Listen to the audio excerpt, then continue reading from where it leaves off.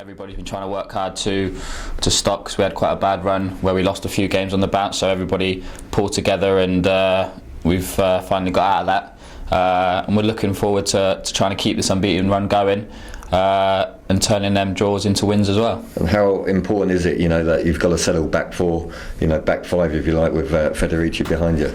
Yeah, definitely. I think for the last couple of games we've started to have a bit more consistency. And I think we've looked quite strong defensively in our shape from everybody knowing each other's game.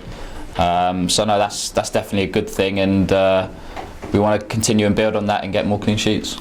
And obviously one of the players you're keeping out the side at the moment, Ian Hart, an experienced player, had a great year last year, 10-goal a man season, 10-goal season a man, if you like. Is there added pressure on you to perform, knowing that someone of Ian's experience is waiting in the wings? I wouldn't say it's pressure. I just think as a player and a professional, you want to play every game, and you want to keep your place inside. Obviously, I know that he's waiting and he's eager to play, but for me it's just a case of trying to keep my place in the team, and most importantly perform on the pitch when I'm playing. And the weekend, assuming you keep your place in the side, which I'm sure you will do, at Southampton, one of your former clubs?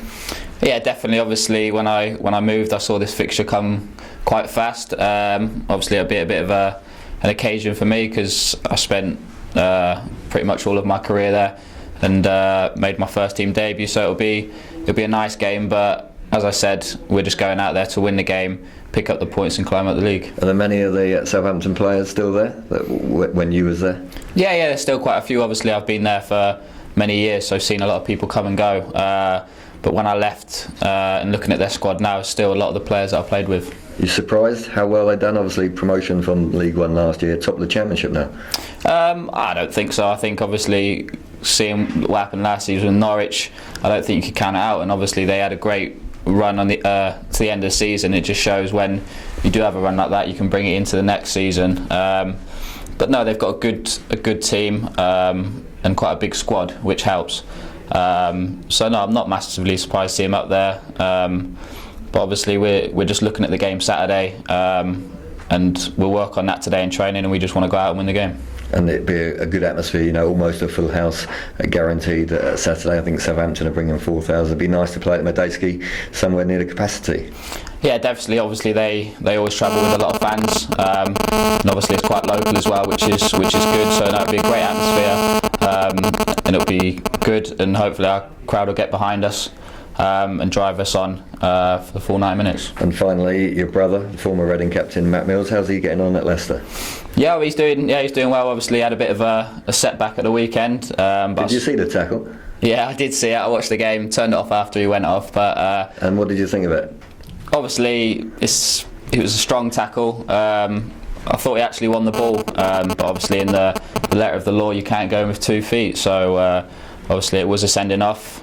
He's massively disappointed, but he's just got to pick himself and move on. And he's started to pick his form up in the last couple of games, and hopefully he can carry that when he comes back into the team. But other than a little mishap, the red card at the weekend, he's enjoying it.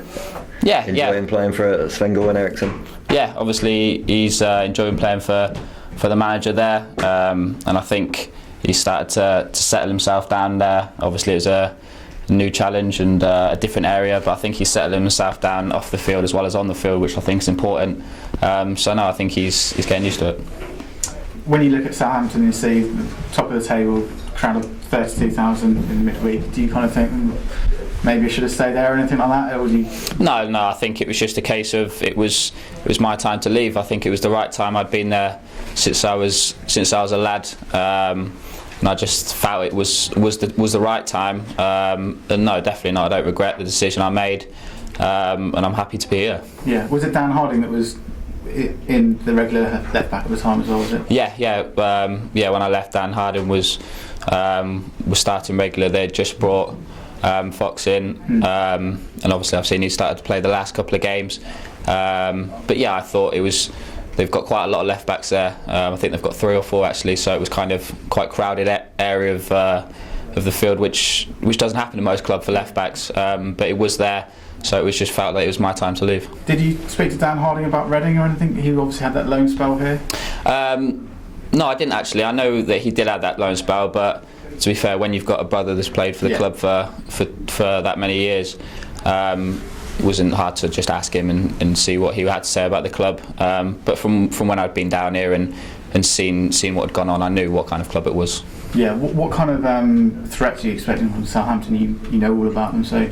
Yeah, no, definitely. They've quite a big side. They've got quite a big attack from corners and free kicks. Obviously Lambert, I played with him a lot at Southampton, and he's a real threat. But at the same time, you've got good other players all around the pitch, and obviously they've got a depth in the squad, which always helps in this league. So I think they are a good team. Obviously, it shows looking at the league table.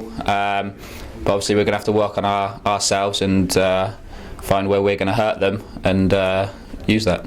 And there's no surprises with the job that Nigel Adkins has done there, coming from Scunthorpe? No, obviously when he came in, I'd worked with him before at Scunthorpe, so I knew what kind of manager he was. He's a very free manager, likes the players to play and enjoy themselves, and I think with the array of talent that they have in Southampton, that's possibly what they needed, just a bit of belief and someone to just kind of calm the ship.